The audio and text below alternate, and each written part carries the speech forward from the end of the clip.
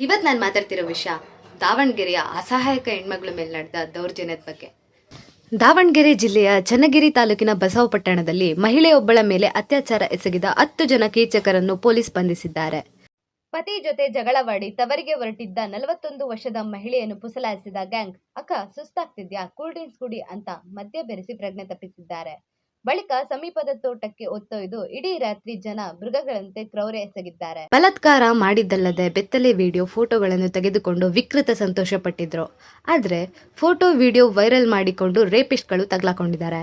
June 3ರಂದು ನಡೆದ case ತಡವಾಗಿ ಬೆಳಕಿಗೆ ಬಂದಿದ್ದು, ಅತ್ಯಾಚಾರಿಗಳ ಪೈಕಿ ಓರ್ವ ವ್ಯಕ್ತಿ 18 ವರ್ಷದವನು. ವಿಪರ್ಯಾಸ ಏನೆಂದರೆ, ಪ್ರತಿ ಬಾರಿ ಇಂತಹ ಘಟನೆಗಳು ನಡೆದಾಗ ಕೆಲವರು ಹೆಣ್ಣು ಮಕ್ಕಳ ಉಡುಗೆ, ವರ್ತನೆ ಅಥವಾ ಸ್ವಾತಂತ್ರ್ಯದ ಬಗ್ಗೆ ಮಾತಾಡ್ತಾರೆ.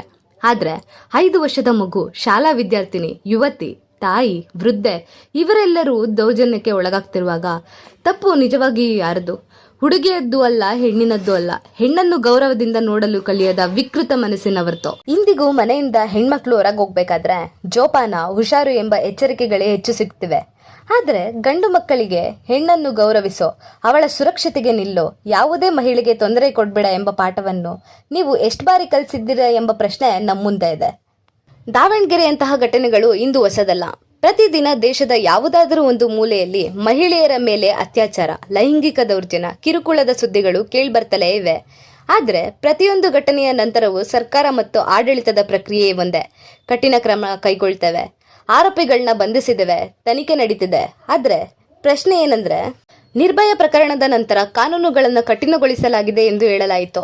ಆದ್ರೆ ಇಂದಿಗೂ ಅತ್ಯಾಚಾರ ಪ್ರಕರಣಗಳು ಕಡಿಮೆ ಆಗಿಲ್ಲ. ಹಾಗಾದ್ರೆ ಕಾನೂನುಗಳು ಕೇವಲ ಪುಸ್ತಕಗಳಲ್ಲಿ ಉಳಿದಿದೆಯೇ?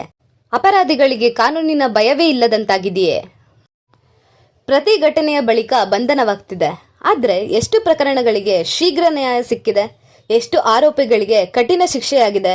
ವರ್ಷಗಳ ಕಾಲ ನ್ಯಾಯಾಲಯಗಳಲ್ಲಿ ಪ್ರಕರಣಗಳು ಬಾಕಿ ಉಳಿದರೆ ಅಪರಾಧಿಗಳಿಗೆ ಭಯ ಹೇಗ್ ಮೂಡುತ್ತೆ? ಸರ್ಕಾರ ಮಹಿಳೆಯರ ಸುರಕ್ಷತೆಯ ಬಗ್ಗೆ ಜಾಹೀರಾತುಗಳನ್ನು ನೀಡುವುದಕ್ಕಿಂತ ಕಾನೂನು ಜಾರಿಯನ್ನ ಬಲಪಡಿಸಬೇಕಲ್ಲವೇ? ಪೊಲೀಸ್ ವ್ಯವಸ್ಥೆಯನ್ನು ಇನ್ನಷ್ಟು ಪರಿಣಾಮಕಾರಿಯಾಗಿಸಬೇಕಲ್ಲವೇ? ಸರ್ಕಾರ ಕೇವಲ ಅಪರಾಧಿಗಳನ್ನ ಬಂಧಿಸೋದಲ್ಲ, ಅಪರಾಧ ಮಾಡುವ ಯೋಚನೆ ಬಂದರೂ ಕೂಡ ಭಯಪಡುವಂತಹ ಕಾನೂನು ಮತ್ತು ವ್ಯವಸ್ಥೆಯನ್ನು ಜಾರಿಗೊಳಿಸಬೇಕು. ಇಲ್ಲವಾದರೆ ಮಹಿಳೆಯರ ಸುರಕ್ಷತೆ ಎಂಬುದು ಕೇವಲ ಭಾಷಣಗಳಿಗೆ ಮಾತ್ರ ಸೀಮಿತವಾಗುತ್ತೆ.